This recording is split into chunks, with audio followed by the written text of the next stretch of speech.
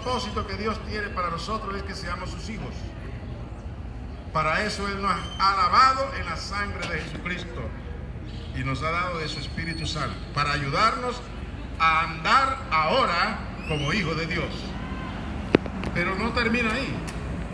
Hay un continuar en lo que Dios quiere hacer con nuestras vidas y es lo que vamos a compartir en esta tarde. Dice la palabra de Dios en la carta a los Colosenses, capítulo 1, versículo 9 y 10. Si bien lo mencionamos la semana pasada, pero no entramos en él. Dice así la palabra del Señor. Por lo cual, también nosotros, desde el día que lo oímos, no cesamos de orar por ustedes y de pedir que sean llenos del conocimiento de su voluntad, del conocimiento de la voluntad de Dios, en toda sabiduría e inteligencia espiritual, para que anden como es digno del Señor, agradándole en todo, llevando fruto en toda buena obra y creciendo en el conocimiento de Dios. Alabanzas al Señor. Quiero compartir una palabra de esto que aquí se menciona, de esta porción que aquí se menciona. Pablo dice que es necesario orarle al Padre para que Él nos dé a nosotros espíritu de sabiduría y de inteligencia espiritual.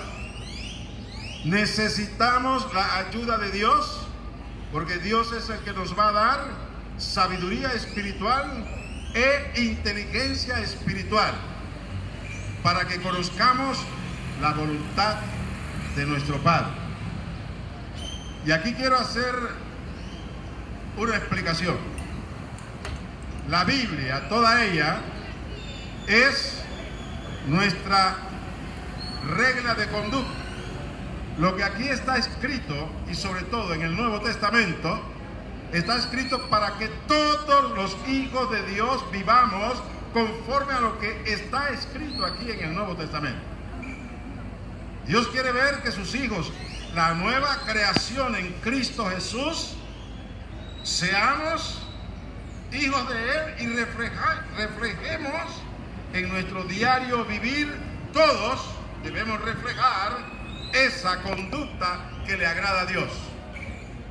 Por ejemplo, la benignidad, que seamos benignos unos con otros, que seamos misericordiosos, que perdonemos a quienes nos ofenden. Estas son características de la conducta de un hijo de Dios. Eso es para todos.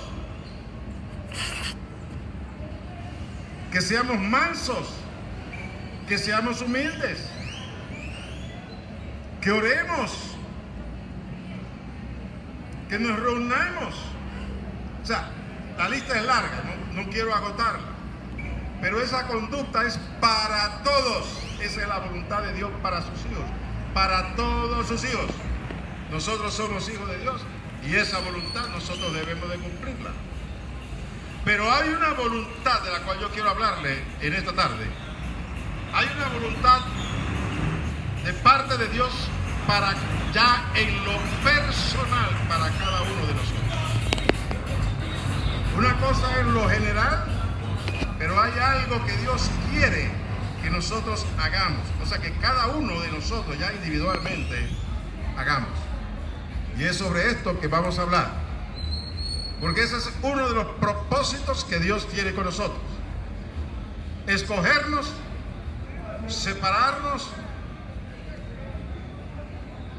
capacitarnos para hacer algo especial para Dios, hacer su voluntad para agradarle. Eso es llevar fruto. Y sobre ello vamos a extendernos en esta tarde. Vamos a compartir lo que dice Efesios capítulo 2, versículo 9. Más que el 9, versículo 10. Escuche usted con atención, porque lo que les acabo de decir es que cada uno de nosotros, Dios tiene preparada una obra que usted es llamado a hacer. La obra que Dios le llama a un hermano que está a su lado puede ser que sea diferente a la obra que Dios le llama a usted a hacer. Diferente a lo que todos tenemos que ser en nuestra conducta, como hijos de Dios, como nueva creación. Pero en este caso está hablando de obras específicas que Dios prepara de antemano para que nosotros, cada uno en particular, Dios le dice: mira, he preparado esta obra que quiero que tú la realices. Y por eso es que necesitamos conocer la voluntad de nuestro Dios y Padre para así mismo hacer esa obra que Él quiere que nosotros hagamos. En específico, una obra específica. Pues bien, dice la palabra de Dios: porque somos hechura de Dios, creados en Cristo Jesús. Breve, ya lo he dicho aquí y lo voy a repetir. Nosotros somos una nueva creación de Dios. Nosotros nacimos de nuevo mediante la fe en nuestro Señor Jesucristo. Ese es un nuevo nacimiento. Por eso es que la Escritura dice: somos hechura de Dios, creados en Cristo Jesús, mediante la fe. El que cree en el Señor Jesucristo se arrepiente de sus pecados y le confiesa como Señor y Salvador, Dios le hace una nueva creación, una nueva criatura. Pero mire lo que dice: creados en Cristo Jesús para buenas obras. Dios te ha creado a ti en Cristo Jesús y me ha creado a mí en Cristo Jesús para que hagamos buenas obras. Y dice más: obras las cuales Dios preparó de antemano para que andemos en ellas. Voy a repetir esto: las obras que Dios quiere que usted haga, o la obra que Dios quiere que usted haga, ya Dios la preparó desde la eternidad. La preparó de antemano, aún antes que usted naciera. Dios preparó esa obra para que usted la cumpla, para que usted la haga, para que usted ande haciendo y viviendo en esa obra. Pues bien, alabado sea el nombre del Señor. Vamos a ver dos ejemplos en la Escritura que confirman lo que le estoy diciendo.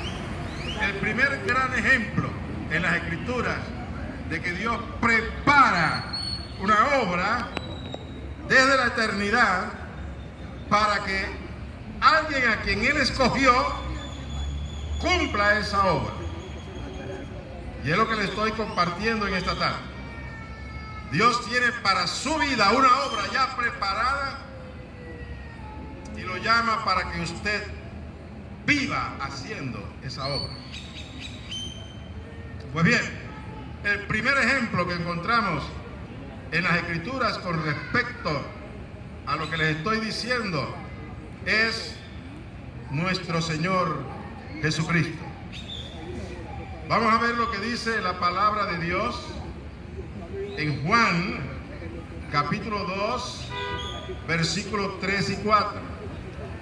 Cuando estando Jesús en una fiesta de bodas en Canaán, en esa fiesta Jesús estaban sus discípulos y estaba su madre. Se acabó el vino y la madre de Jesús se le acerca a Jesús y le dice lo siguiente: y faltando el vino, vino la madre de Jesús y le dijo: no tienen vino.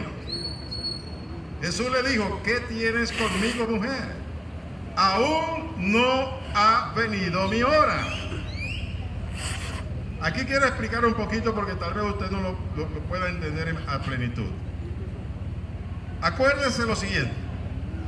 Jesús, la obra de Jesús era morir en la cruz del Calvario.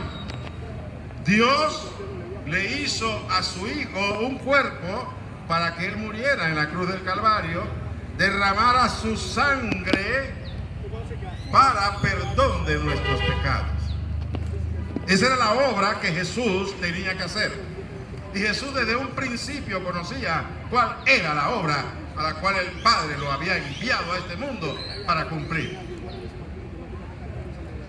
Y por eso es que antes de morir, Jesús establece la celebración de la cena del Señor. Y establece dos elementos para la celebración: el pan, que es el cuerpo de Cristo, y el vino, que es la sangre de Jesús. Cuando celebramos la cena del Señor, partimos el pan y todos comemos de ese pan, que es el cuerpo de Cristo. Y también levantamos la copa de vino. Pero cuando la levantamos delante de Dios, la levantamos como el nuevo pacto en la sangre de Jesucristo. Celebremos la cena del Señor de esa manera. Por eso que cuando la madre de Jesús le dice: no hay vino, provee vino, Jesús le dice: todavía no ha llegado mi hora, todavía mi sangre no ha sido derramada, todavía el nuevo pacto no se ha establecido, porque el nuevo pacto se establecería cuando Jesús muriese en la cruz derramando su sangre en el Calvario. Bendito sea el nombre del Señor. Alabanza. Si es alabanza al Señor, si es una ofrenda a Dios con fuerza y sostenida, bendito sea su nombre. Por eso es que Jesús le dijo: todavía no ha llegado mi hora, porque Él sabía que llegaría la hora en que Él daría su vida derramando su sangre. Esto me da a mí entender, y quiero compartirlo con usted, es que Jesús sabía de antemano, aún empezando su ministerio, cuál sería el final de su ministerio. Él lo sabía. ¿Por qué? Porque era un hombre de oración. Él oraba mucho al Padre, y el Padre le revelaba por el Espíritu Santo todo lo que él tenía que conocer y saber. Por eso es que iniciamos esta palabra en Colosenses capítulo 1, donde habla que Pablo oraba. ¿Para qué? Para que Dios nos dé espíritu de sabiduría, para que nos dé inteligencia espiritual, para que nos dé, en el caso, el conocimiento de la voluntad de Dios. Porque nosotros debemos conocer cuál es la voluntad de Dios específicamente para cada uno de nosotros. Tal vez usted no es llamado a venir a predicar la palabra de Dios o a ir a predicar la palabra de Dios. Posiblemente no. En mi caso sí. Esa es la obra que Dios había preparado de antemano para que yo estuviese en ella, para llevar fruto. Dios ha preparado para usted posiblemente una hora también de predicar. O tal vez el Señor tiene preparada para usted una obra para que usted sane enfermos por el poder del nombre de Jesucristo y por el poder del Espíritu Santo que habita en usted. No lo sabemos. O Dios ha preparado para usted una obra de misericordia, hacer misericordia con los demás. Pues bien, el Señor Jesús sabía, repito, de antemano hasta dónde lo llevaría a cumplir la voluntad de Dios. Pero Él conocía la voluntad de Dios para su vida. Para nosotros es difícil conocer la voluntad de Dios para nuestra vida, incluso de aquí a mañana. No sabemos lo que nos va a pasar mañana, ni lo que vamos a hacer mañana. Nos es difícil conocer cómo vamos a terminar nuestros días. Es difícil, no es imposible. Si Dios nos los quiere revelar, Él nos los revelará. Pero en el caso de nosotros, de los hombres, nosotros los hombres, y las mujeres por cierto, Dios nos va revelando poco a poco. Y esto tal vez tiene un propósito. Y el propósito es para que no nos asustemos y salgamos corriendo y dejemos el plumero. Porque vemos que hoy va a ser difícil lo que Dios me está llamando a hacer, olvidándonos que cuando Dios nos llama a hacer una obra, Él está con nosotros. Él nos da el poder para que nosotros podamos cumplir esa obra. Nos da la gracia que necesitamos para poder hacer lo que Dios nos manda hacer. Pues bien, aquí en Juan capítulo 2, 3 y 4 ya hablamos de que la madre se le acercó y le dijo, pues, no tienen vino. Y él dijo, no ha llegado mi hora. Porque él sabía que él tenía que derramar su sangre. Porque el vino le recordaba que él tendría que derramar su sangre. Y la celebración de la cena del Señor, antes que él venga, tendría que ser con vino, no con jugo de uva. ¿Me escuchó? No es con jugo de uva que se celebra la cena del Señor. Se celebra con pan y vino. Sí. Todos participamos del pan y todos participamos del vino. Puede ser vino. Si es vino, puede ser Sansón. Vino. Estemos serios, que tal está la palabra. Vino. El vino es el fruto de la uva, exprimida y fermentada. Ese es el vino. Con el vino fue que se celebró y se celebra la cena del Señor. Por eso que Jesús dijo en ese momento, no ha llegado mi hora. Porque él sabía que tenía que derramar su sangre para que se estableciese el nuevo pacto en la sangre derramada por el Hijo de Dios en la cruz del Calvario. En Juan capítulo 12, versículo 20 al 23, aquí vemos a Jesús hablando de que él conocía lo que le iría a suceder aún antes, mucho antes de que esto le sucediera. Porque Dios lo había llamado a hacer una obra y también le reveló todo lo que él padecería hasta cumplir la obra a la cual Dios lo había llamado. Esto está en Juan capítulo 12, versículos 20 al 23. Había ciertos griegos entre los que habían subido a adorar en la fiesta. Estos pues se acercaron a Felipe, que era de Betsaida, de Galilea, y le rogaron diciendo, Señor, quisiéramos ver a Jesús. Felipe fue y se lo dijo a Andrés. Entonces Andrés y Felipe se lo dijeron a Jesús. Y Jesús les dijo, ha llegado la hora para que el Hijo del Hombre sea glorificado. Miren, unos griegos le pidieron a Felipe, queremos ver a Jesús. Y cuando ellos van donde Felipe y Andrés van donde Jesús, dice, hay unos griegos que te quieren ver. Jesús entiende inmediatamente que había llegado la hora de él ser glorificado, morir, resucitar y subir a los cielos, y que su evangelio fuese predicado a todas las naciones, porque no eran judíos los que estaban preguntando por él, eran gentiles, no judíos, que dijeron queremos ver a Jesús.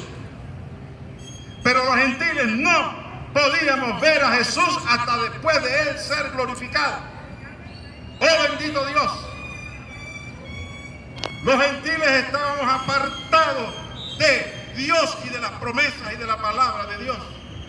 Estábamos sin Dios y sin promesa. Dios era exclusivo en ese tiempo para los judíos. Pero para eso vino Jesús, para llevar la palabra de salvación no solamente a los judíos, sino también a los no judíos, entre ellos nosotros. Por eso es cuando estos griegos preguntaron y dijeron, queremos verlo, Jesús entendió que había llegado la hora de él ser glorificado. Porque solamente después que él fuese glorificado, los griegos, nosotros, veríamos a Jesús por el Espíritu de Dios que está en nosotros. Alabado sea su nombre. ¡Oh, gloria! Esto dice de que Jesús sabía la obra que él tenía que realizar. Incluso cuando él dijo: ha llegado la hora para que el Hijo del Hombre sea glorificado, estaba hablando de su resurrección y estaba hablando también de su ascensión a los cielos. Porque Jesús volvió a los cielos, volvió al trono de la majestad en las alturas, y ahí el Padre le devolvió la gloria que él había dejado para hacerse hombre y estar en medio nuestro. Por eso que Jesús en un momento él oró en el capítulo 17 de Juan: Padre, devuélveme la gloria que tuve contigo antes de la fundación del mundo. A esta gloria es que el Señor se estaba refiriendo. Ha llegado la hora de que el Hijo del Hombre sea glorificado. Oh, bendito Dios. Yo me gozo lunes, yo me gozo martes, yo me gozo miércoles. Alabado, claro, como no me voy a gozar por la gran obra que nuestro Dios ha hecho con nosotros. Santo, santo, santo el nombre de nuestro Dios. Lucas, capítulo 9. ¿Y de Lucas?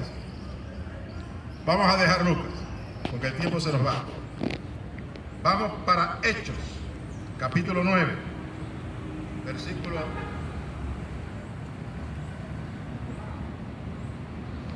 15 y 16. Hechos, en el libro de los Hechos,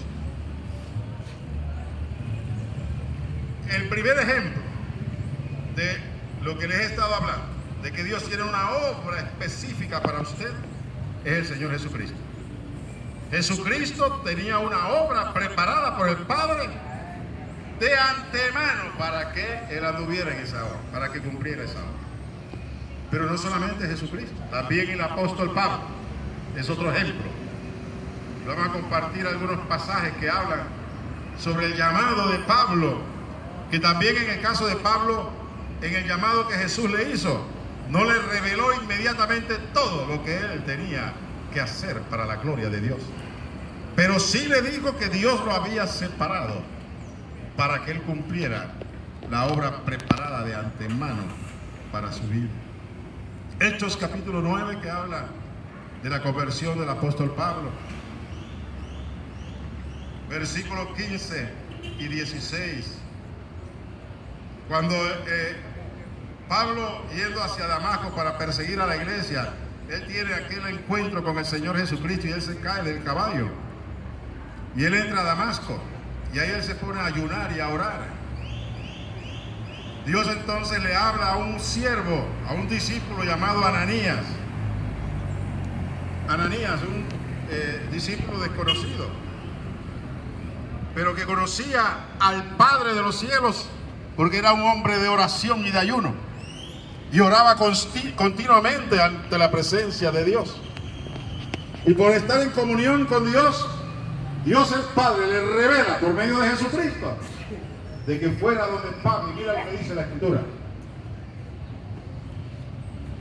Incluso Ananías se resistía a ir donde Pablo, porque Pablo tenía mala fama. Pablo era un perseguidor de la iglesia de Jesucristo. Pablo mataba a los hermanos y los encarcelaba y los golpeaba.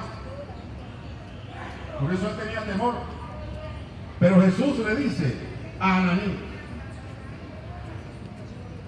el Señor le dijo: ve, porque instrumento escogido me es este, para llevar mi nombre en presencia de los gentiles y de reyes y de los hijos de Israel.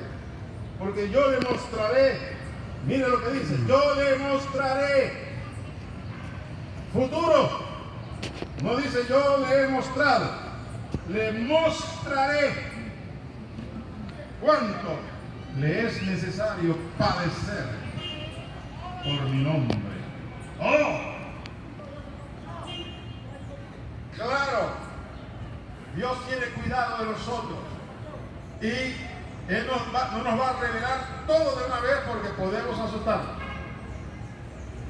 Aunque Pablo era un hombre que no se asustaba fácilmente, pero Dios tenía cuidado de Pablo y no le reveló inmediatamente, como sí lo tuvo en el caso de nuestro Señor Jesucristo. Pero a Pablo le fue revelando poco a poco todo lo que tendría que padecer por amor del nombre de nuestro Señor Jesucristo. En Hechos capítulo 16, versículos 6 al 10, aquí vemos Pablo ya en plena ejecución y cumplimiento de la obra que Dios había preparado para él. Ya le estaba predicando a los gentiles y estaba yendo de un lugar a otro llevando el Evangelio Santo de salvación.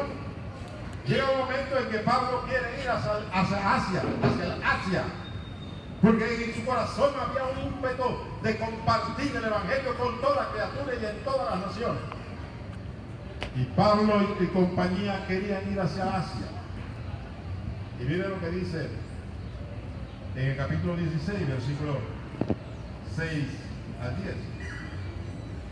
Y atravesando Frigia y la provincia de Galicia, les fue prohibido por el Espíritu Santo hablar la palabra en Asia. Y cuando llegaron a Misia, intentaron ir a Bitinia, pero el Espíritu no se lo permitió. Y pasando junto a Misia, descendieron a Troas, y se le mostró a Pablo una visión de noche. Un varón macedonio estaba en pie rogándole y diciéndole: pasa a Macedonia y ayúdanos.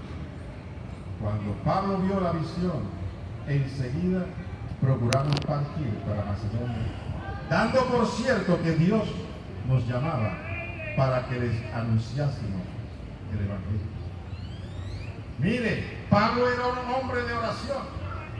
Pablo estaba conociendo la voluntad de Dios a través de la oración, pidiendo a Dios sabiduría para entender lo que Dios quería que él hiciese.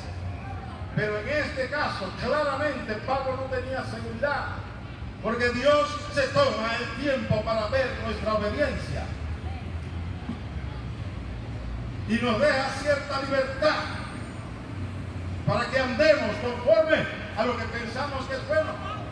Pablo y los que le acompañaban pensaban que era bueno pasar a Asia a predicar la palabra de Dios, pero el Espíritu Santo los detuvo. ¡Oh, bendito! Y eso que Pablo tenía una estrecha relación con Dios por la oración. Pero a Dios le plació no revelarle que fuese a Macedonia, sino que le dio libertad. Y esto nos sucede mucho a nosotros cuando empezamos a hacer una obra que el Señor, como lo estamos haciendo aquí en Santana. Yo estoy tentando porque yo sé que el Señor me ha mandado aquí a hacer una obra grandiosa para la gloria de su nombre. Y habrá tropiezos, y habrá dificultades, y habrá incluso oposición, no del Espíritu Santo, sino del Espíritu del demonio. Pero yo no lo sé, pero en mi corazón está hacer la obra de Dios. Y hay que ir ajustando las cosas, cuando el Espíritu Santo nos guíe a dónde tenemos que ir y qué es lo que tenemos que hacer, como es en el caso de Pablo. Pablo quería ir hacia Asia y el Espíritu Santo se lo impidió.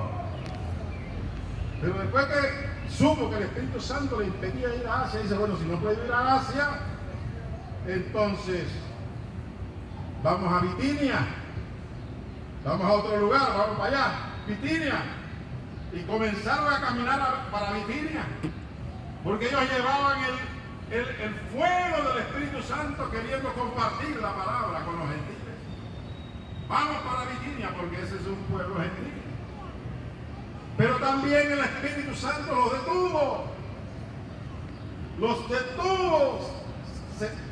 Se puso en oposición a lo que Pablo había determinado.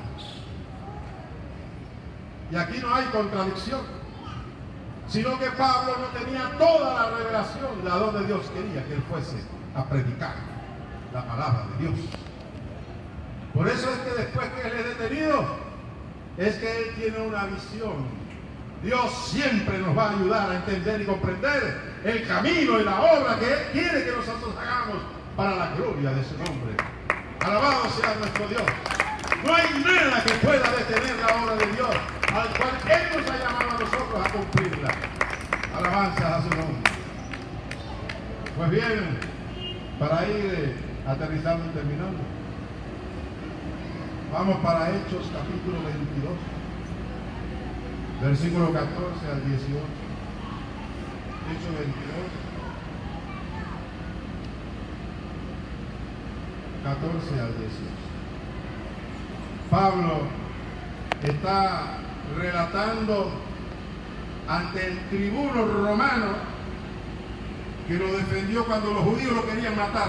Mire, cuando usted es llamado a una obra de Dios, habrá mucha oposición y habrá quien incluso lo quiera matar, porque no le conviene que esa obra salga a la luz.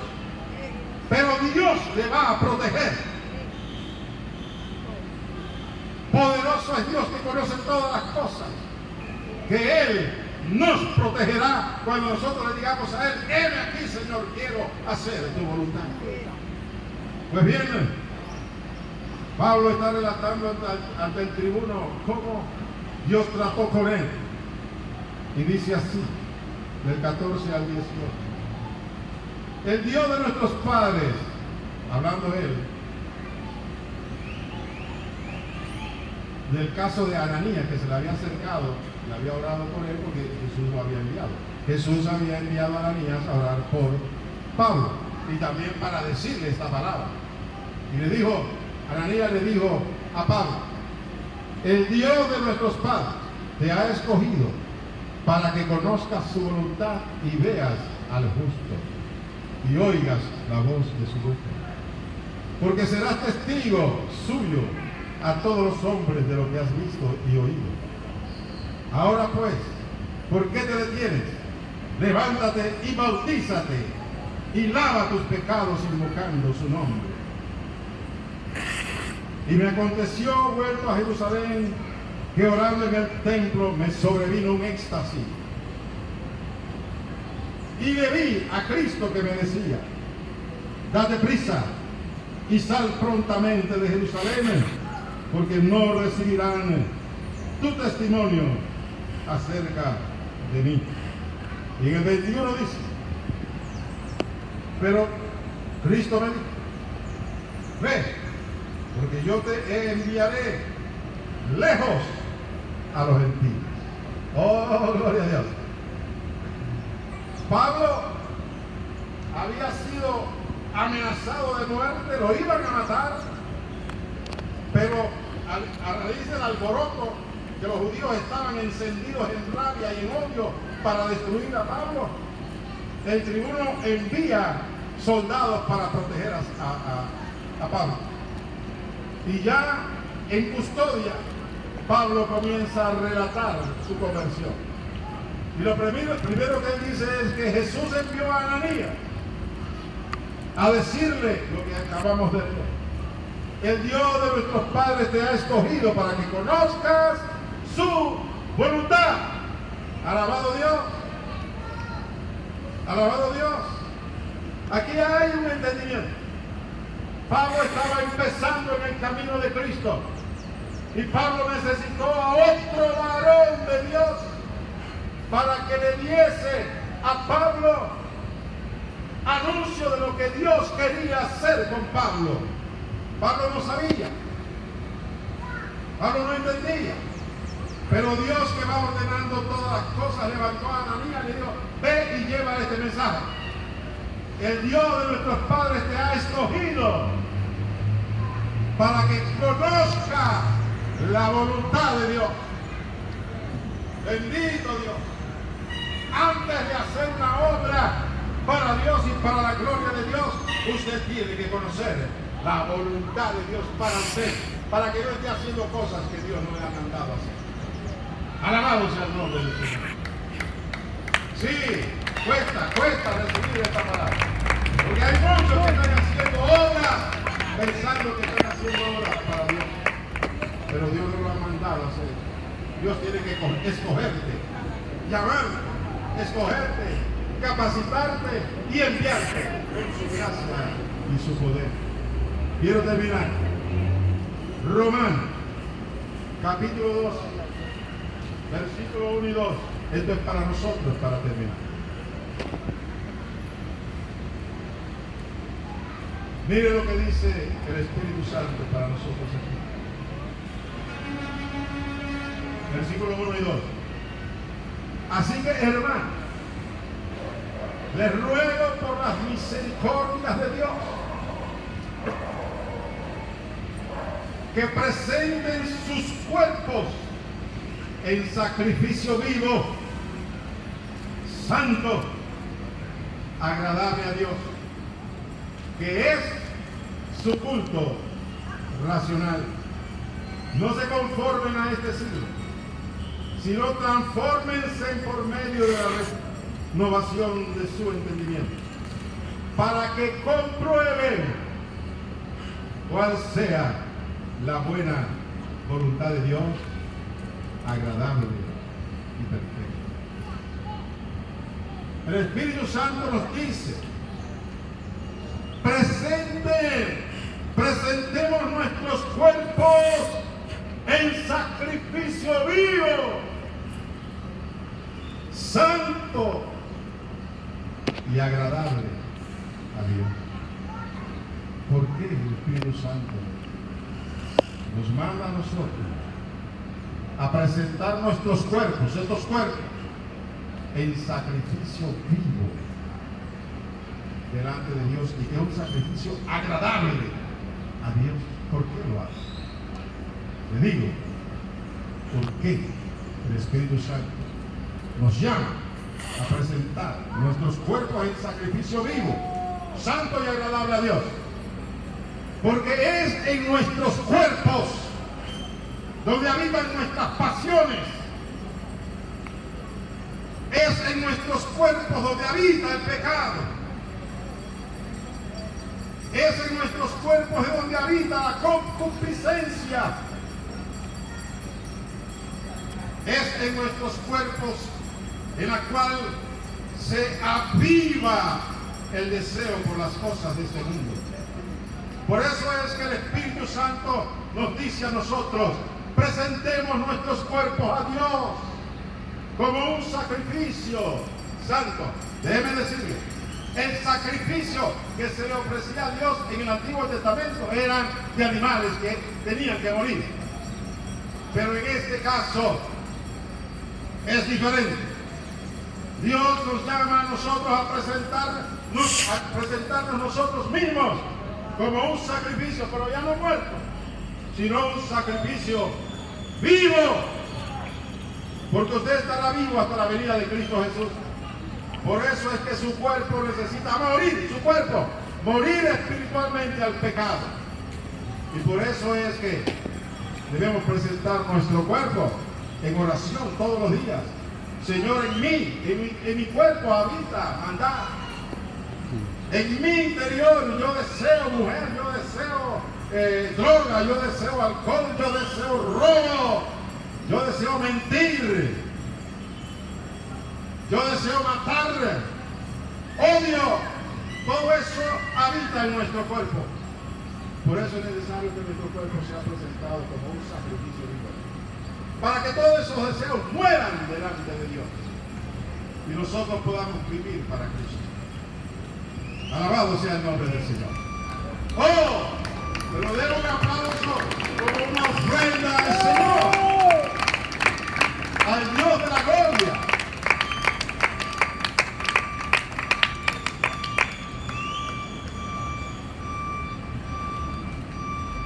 Yo quisiera hacer un solo.